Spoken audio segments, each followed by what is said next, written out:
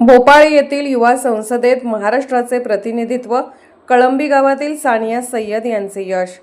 मध्य प्रदेशातील भोपाळ येथे आयोजित करण्यात आलेल्या युवा विधानसभेत महाराष्ट्राचे प्रतिनिधित्व करत सानिया आसमा जावेद सय्यद हिने अल्पसंख्याक व्यवहार मंत्रालयाची जबाबदारी यशस्वीपणे पार पाडली।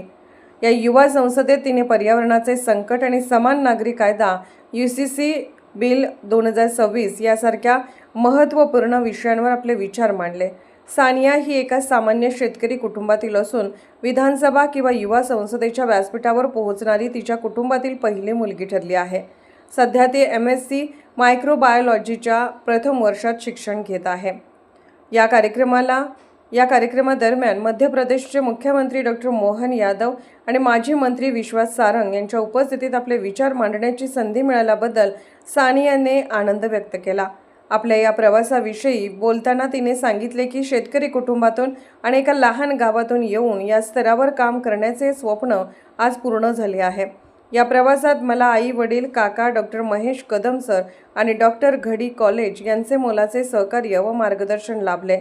समाजातून काही वेळा विरोध झाला तरीही त्या विरोधावर मात करत मी सक्षमपणे उभी आहे।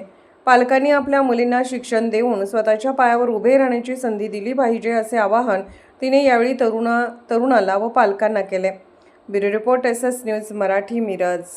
मी सानिया आसमा जावेद सय्यद, राहणार कळंबी। मध्य प्रदेश भोपाळ येथे झालेल्या विधानसभेमध्ये महाराष्ट्राचे प्रतिनिधित्व करत मायनॉरिटी अफेअर्स मिनिस्ट्री म्हणून काम केले आणि विचार मांडले। पर्यावरणीय संकट आणि UCC बिल 2026 ह्या गोष्टींवरती माझे विचार मांडले। महाराष्ट्राचे प्रतिनिधित्व करण्याची संधी मला लाभली आणि मी एका कळंबी गावाच्या छोट्या गावातून येते आणि माझे वडील शेतकरी आहेत आणि मला अभिमान वाटतो की मी एका शेतकरीच्या फॅमिलीमधून पहिली मुलगी आहे की विधानसभेमध्ये बसलेली आहे आणि मी तिथे मायनॉरिटी अफेअर्स मिनिस्ट्रीचं कार्य सांभाळत होते एका दिवसासाठी। माझे विचार मांडत असताना CM डॉ. मोहन यादव मध्य प्रदेशचे मुख्यमंत्री होते आणि माजी मंत्री विश्वास सारंग हे सुद्धा तिथे उपस्थित होते। त्यांच्यासमोर माझे विचार मांडण्याची संधी मला लाभली, हीच माझ्यासाठी मोठी गोष्ट आहे। खेड्यागावातून इथपर्यंत जाण्याचं माझे जे स्वप्न होतं ते आज सत्यात उतरलं आहे।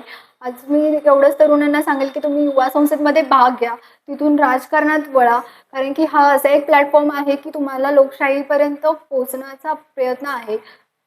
मी आता MSc फर्स्ट इयर मायक्रोबायोलॉजीमध्ये शिकते आणि मला या सर्वात पाठिंबा मिळाला तो माझ्या आई वडिलांचा, माझ्या काकांचा आणि तसेच डॉ. महेश कदम सर यांचे मला खूप मार्गदर्शन लाभले आणि माझी जी सुरुवात होती ती ग्राउंड लेवलपासून होती। Ground level, national level, state level आज मी पूर्ण केली आहे आणि ह्या पाठीमागं सगळ्यात मोठा साथ होती ती डॉ. घडी कॉलेज गडिंग्लजची होती।